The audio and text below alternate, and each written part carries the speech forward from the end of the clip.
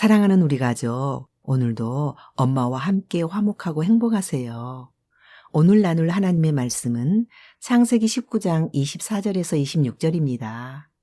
여호와께서 하늘 곧 여호와께로부터 유황과 불을 소돔과 고모라에 비같이 내리사 그 성들과 온 들과 성에 거주하는 모든 백성과 땅에 난 것을 다 엎어 멸하셨더라.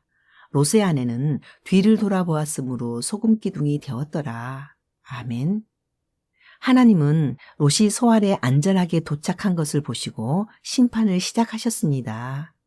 천사들의 말대로 하늘에서 무서운 유황불이 소돔과 고모라의 비처럼 쏟아졌습니다. 소돔과 고모라는 유황불비로 불타버렸습니다. 롯의 사유를 비롯하여 소돔과 고모라의 모든 백성들이 불에 타서 죽었습니다. 롯의 아내는 뒤를 돌아보다가 소금기둥이 되었습니다.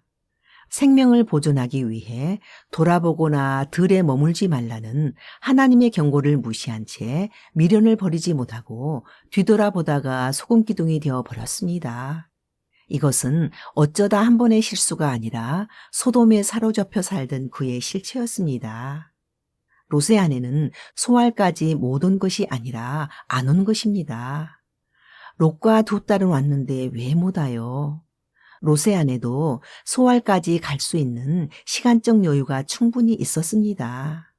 나오는 길에 옛삶에 집착에 머뭇거리다가 뒤돌아 본 것입니다. 머뭇거리다 보면 뒤돌아가기 쉽습니다.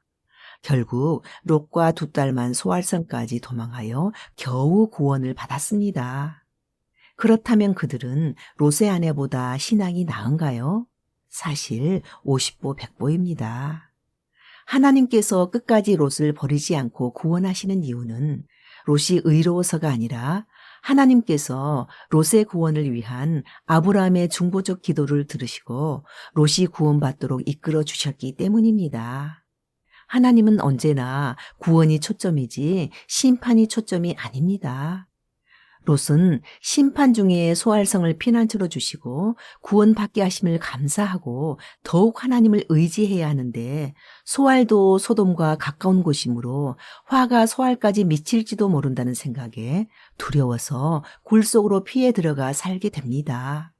롯의 딸들은 세상에는 자기들의 배필이 없는 줄 알고 아버지에게 술을 마시우고 아버지와 근친 상간으로 자녀를 생산합니다. 그리하여 맏딸의 아들은 모압 족속의 조상이 되었고 작은 딸의 아들은 암몬 족속의 조상이 되었습니다. 하나님께서 도망가라는 곳까지 갔으면 이런 일은 없었을 것입니다. 문제는 언제나 인간적 계산에서 비롯됩니다. 롯의 가정이 이렇게 비참하게 된 원인이 무엇일까요? 잘못 끼워진 첫 단추는 무엇일까요? 처음 목초지가 부족하여 종들 간의 다툼이 일어났을 때 아브라함과 헤어지지 않았다면 롯의 자녀들도 아브라함의 지도 아래 318명의 군사들처럼 훈련된 믿음의 용사로 세워졌을 것입니다. 또 아브라함이 롯을 전쟁 포로에서 구해줬을 때 그때라도 돌아왔더라면 이런 일은 없었을 것입니다. 다시 소돔으로 간 것이 문제입니다. 롯은 하나님과 세상을 겸하여 섬기다가 유황불 가운데서 겨우 몸만 살아나온 것입니다. 사랑하는 우리 가족, 어려울 때일수록 말씀에 창념하고 기도의 무릎을 꿇어야겠습니다.